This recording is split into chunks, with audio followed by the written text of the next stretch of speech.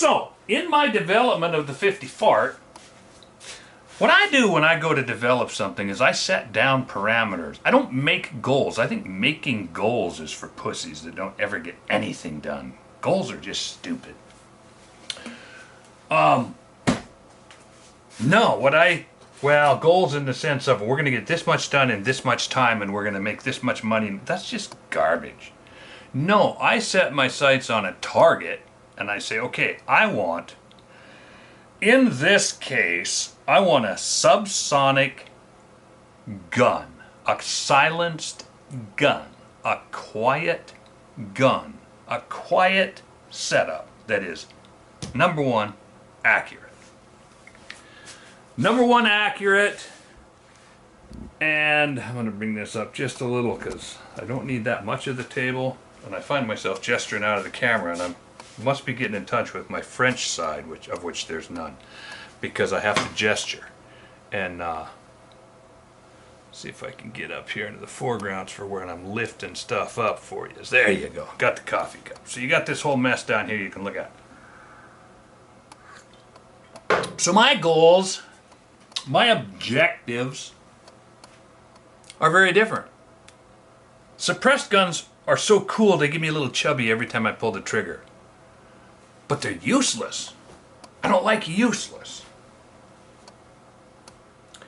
So I started working the numbers up and up. You get up around 400, 500, 600 grains and things start getting kind of cool. All of a sudden you break over that 1,000 pounds of energy paradigm. You can start just laying. It's always been known in law enforcement circles and amongst operators and people who do this stuff for a living that the 45 ACP is what I would term an outsized performer.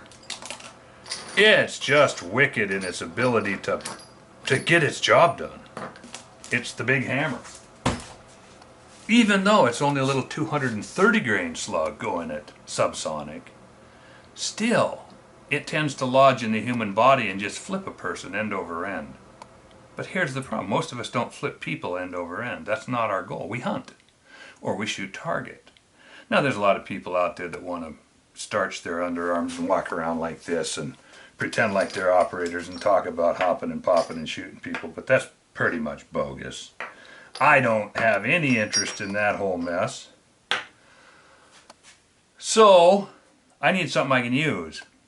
I'm going, okay, to get enough energy, what are the options out there? And I went out, I looked into the Whisper just enough to find out that it's built on the 416 Rigby case. It's built on the 338 Lapua case, which at that time I was getting into the McCallum.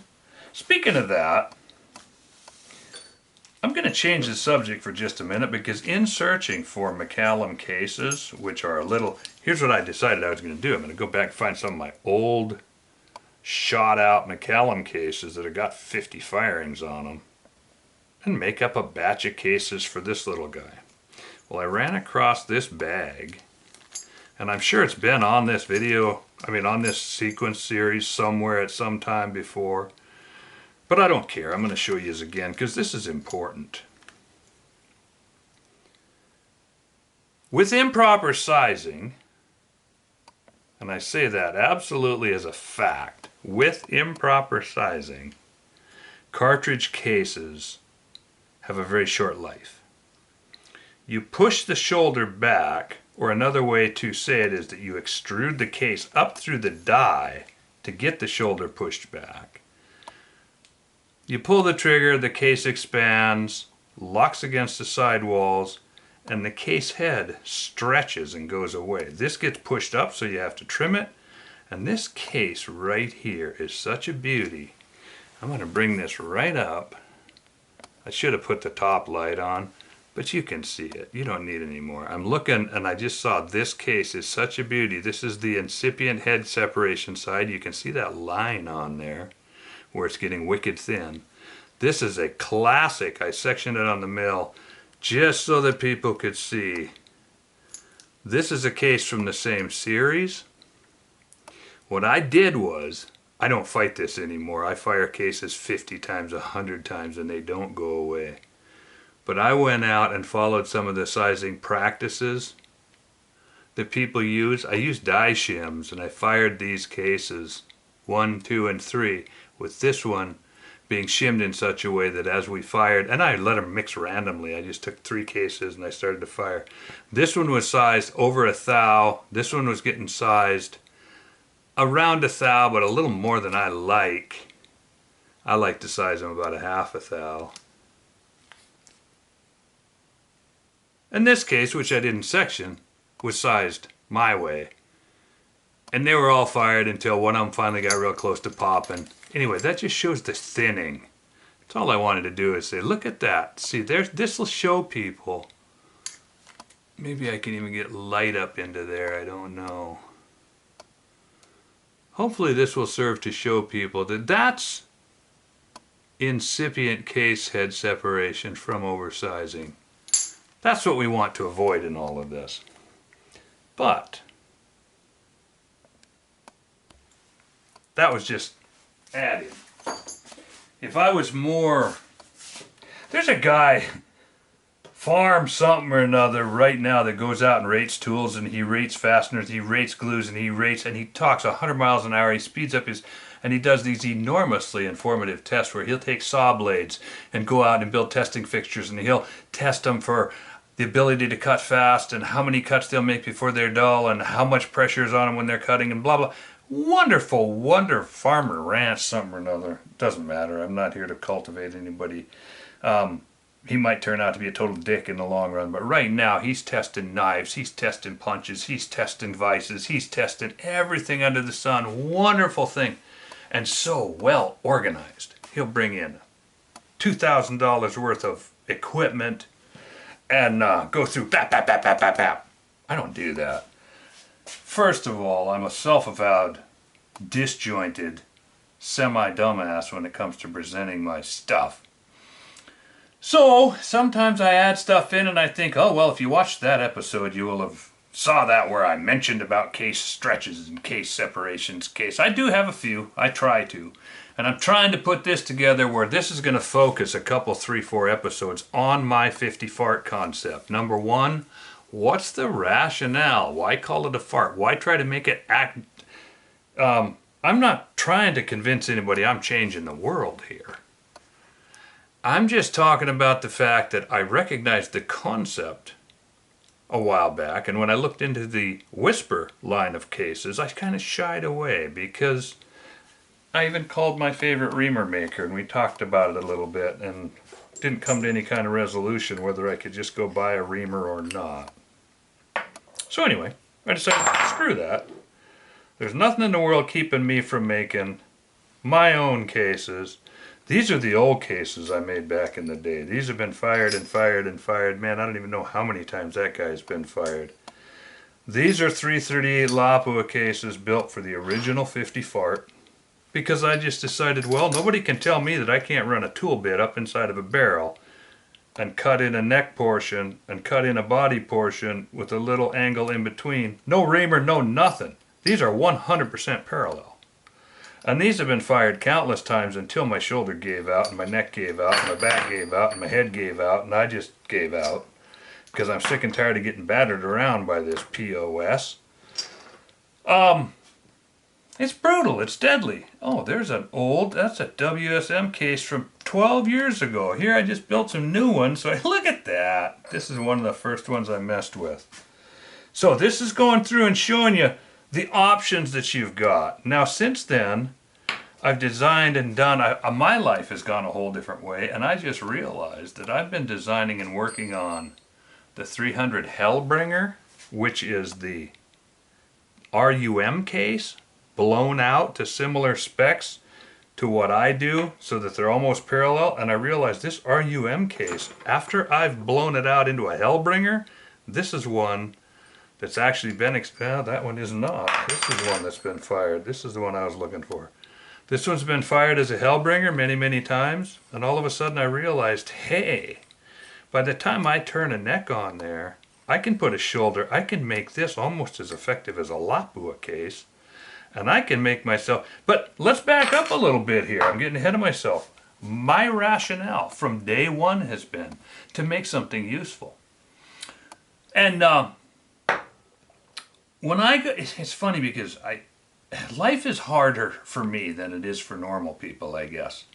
This thing has been a fight from day one, and the one that really got me was the recoil. I had no idea that the thing that was going to kill this project back 12, 14 years ago, 10 years ago, was going to be recoil. Going into it, it would have never crossed, but this is the difference between talking about stuff and doing stuff, people. This is huge. So, I go out to do stuff and I find out it's beating the crap out of me. I can't even shoot the thing. And at the time, I refused to back off on my 10-pound thing. I just said, nope, it's going to be a 10-pound gun. And I set it aside. Well, now I'm doing 50 BMGs and I'm finding out about real recoil and recoil mitigation, and I'm finding out that I was right all along. Back then it was speculation. Since then I've tested it all. I know how to make a muzzle brake. I know how to mitigate recoil. You do it with all the extra gases that are going out. But if you don't have any extra gases, like this line of cartridges, you can't mitigate the recoil. Yeah, you're only putting a couple 1,000 pounds into the system, but that's still going to come back and bite you in the face. So, there's another shorter one even. How cool is that? I just drug this box of old stuff out from back in the day. I was thinking about building one of these on the WSM case and head spacing off the shoulder. Not ideal for accuracy. I like to get something more consistent. Did I say off the shoulder? I meant off the case mouth. Head spacing off the case mouth has never been my goal. I want a shoulder that I can set everyone to be the same, because my iteration of this was going to be for hunting. So I started out from the ground up, and it was hard. It was, I don't say it was hard, like, no, it was fun, it was great, but I got surprised, got blindsided by the recoil. So in the interim, I've been checking in on the internet every few years. I saw where the Russians had came up with a 12-7 by something sniper cartridge, which is real similar. I saw where the American military was doing the same thing. I saw where a few guys had built 510 Whispers on lighter weight guns, and there's a couple of videos on the internet that are so much fun because these guys very few of them can make it through 2 shots. And they're manning up, and but you can just see the ripple run down their body, and they're grunting kind of funny after, yeah, this is a really fun gun. No, it's a brutal pig, I'm telling you. 750 grains at 1,050 feet per second in an 8 to 10 pound gun will slap the snot right out of your head. You'll be drooling on your own gun. In my world. So now again, I'm opening this back up, I'm adding it, so I went back up and I checked, and sure enough, there's a whole bunch more really good videos about the 510 Whisk. There's a guy on there that's, this is where I say life is hard for me. This guy buys a gun from Desert Tech, a SRS A1, in a 510 Whisper, and he stands there calmly, looks at the camera and said, yeah, this is really fun. It doesn't recoil much. It's easy to pack around. I'm getting .2 5-shot groups at 100 yards. Now he says it's kind of a gimmick. You know, I don't see that this is super. I'm about blowing the screen up. I'm going, a gimmick. Good Lord, dude. You've got a repeater with a 308 size cartridge that puts 2 tons of energy. He's like, yeah, we're holding 2 MOA out to 1,000 yards. We've shot this out to 1,000 yards. And I'm just stomping my feet up and down going, you don't even recognize how cool this is. Then he's going to go on and show us more about the 300 AC blackout. And I'm like, the blackout is it's like throwing a basketball at something. What good is that? You got the coolest gun in the world in your hands, and it sounds like it doesn't kick you very much, and it shoots .2 groups all day long, and it's fun, and you can go buy the freaking thing. Well, all I can say, people, is go buy it, because life is not that easy for me. I'm tempted to go buy one, but I've done this too many times. I bumped into too much stuff. I'm not going to say any more about that, except that, man, for me to get a gun to perform to a level like this, I'm just saying it's hard. So, basically, I knew what I wanted to do, and I wanted to get a 10-pound gun that would kill an elk suppressed at 600 yards. And the case is this and the case is that. Well, at that time I really, really, really hated Remington brass, and I still kind of do, but not as much anymore because it's made some strides in this RUM brass. It's a pretty good case. But I wouldn't build anything on an RUM case at that time. Since then, we've got 5 other players on the market. RUM cases are all over. Thanks to a few other innovative people out there, they've come out with things like the Edge and the Edge Plus P and a whole line of blowed out, I know, it's hard for me to even say that, blown out 404 Jeffrey cases in their full length, neck down from 404, full length iteration, blown out to basically run with a 338 Lapua. Well, I started playing with that, and I didn't develop jack shit. I just ran a 300 WSM reamer in deep or a WSM reamer in deep, and now I've come up with a case that I'm calling the Hellbringer case just because I like words and I like names. And this is one. And again, now we got a nice big case. And with the specs, I just threw these in the bandsaw and whacked them off. This was a, so what does it say here? It's 300 Remington Ultra. Oh, this is actually a Remington case right here. I got all different. There's no, this one's got a triangle on it. Who makes a triangle? 7mm with a triangle, some brand name. Anyway, I just decided to do this video. This step has kind of come in the interim. This, and as I look at it now, is also one that I could neck down. But what I've done, I've taken it a different way. When I started doing it, I decided, and I've got all kinds of necking screw-ups here. I've set the shoulder all different places through the time. Because I just went out, I took my barrel, I chucked it up in a lathe. I cut a parallel neck section so I can turn my necks to a size such that the stuff that I fired here, I don't have a die. I've never had a sizing die for it. I fitted the necks in such a way that you fire it and you pull it out, you poke the primer out with a punch, and you fire it again and again and again and again and again. And some of these old cases from back when I was beating my shoulder apart have been fired 20, 30 times. I don't know. I ran most of them on the recoil sled because I couldn't handle the recoil. Well, now that I'm playing with 50 BMGs, I've decided to take this thing a different way. I recognize that this is a truly fantastic round. A 1050 foot per second round at 700 grains is deadly. So I'm opening this up. I could call this the Resurrection or something. I got the other gun going, the Revenant that I'm bringing up. Maybe I'm resurrecting this old guy, the 50 Fart. But I figured I'd share with you because this has basically just turned into things Al think is cool, and another part is things that work for Al. So I went out to make a bunch of cases for my new reiteration of this project here because I just decided to bite the bullet and say, okay, I'm going to build a 20-pound gun. I'm just going to suck up the recoil, make the gun heavy enough that it doesn't hurt me. And I'm going to resolve this issue once and for all. So here's some cases I made out of 338 Lapua. And you can see they're all different colors and stuff because I went all through my junk bins.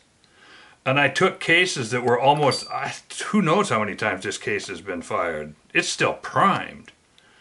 And was ready to go for another. It was sitting in a box of 3 or 5 or something because I do testing and sometimes the testing finishes up and I just set those aside. So anyway, these are all different weird mixed up cases.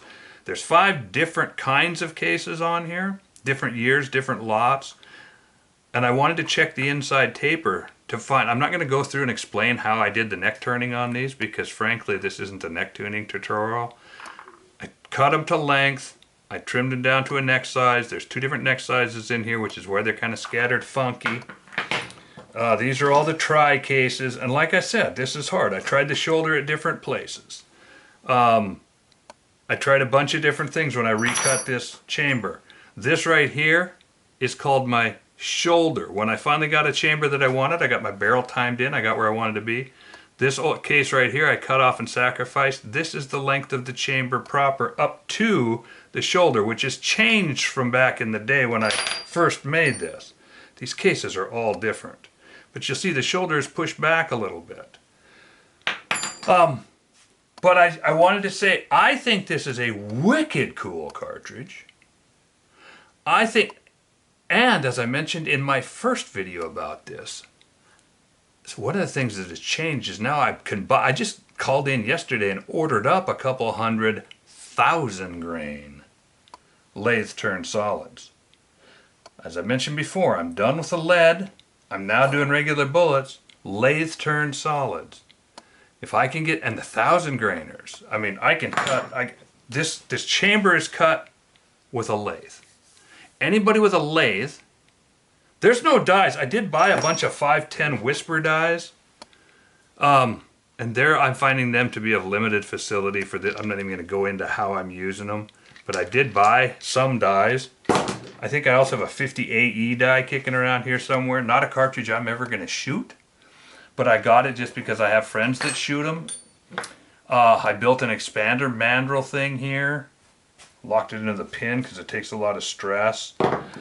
I bought the cheapest neck turning apparatus in the world. And here again, I have a lathe. It came with this. It wasn't the size that I wanted. So I've made these. This is the nice thing about having a lathe. I can play with this kind of stuff and I can make fitments and I'm not saying that to brag, I'm saying that, okay, if you have a lathe, this is a fun project. Make a 50, call it a Whisper, a 510 Whisper, call it a fart, call it your own 500 elephant buster. It doesn't matter to me, but you can cut and make and do. This is a sweet little project for learning. This is like 50 bucks. This is an RCBS neck turner. I just checked the angles on here, got them set to what I want, built a mandrel that sizes the way I want. I'm mandrel turning using a cordless drill. And I made this stuff up here. And I just wanted to share with you I'll call it the rationale for the 50 fart. That number one, it's not new. Number two, it's not breaking any new ground or I'm just redefining the paradigm that Jones came up with years ago in the Whisper, doing it my way. And the problems are making the chamber. I didn't want to go out and order. I met a little resistance when I went to order a 510 Whisper. It's like, well, you know, we should pay a royalty or this is up in the air. Cases are a pain in the butt, but it's time. And sizing dies are something that you can basically just set yourself, your neck diameter, your neck thickness. And 300 WSM will probably work. The 300 RUSM case will definitely work. That's a beautiful thing for it. And these particular ones happen to be built on the Lapua case.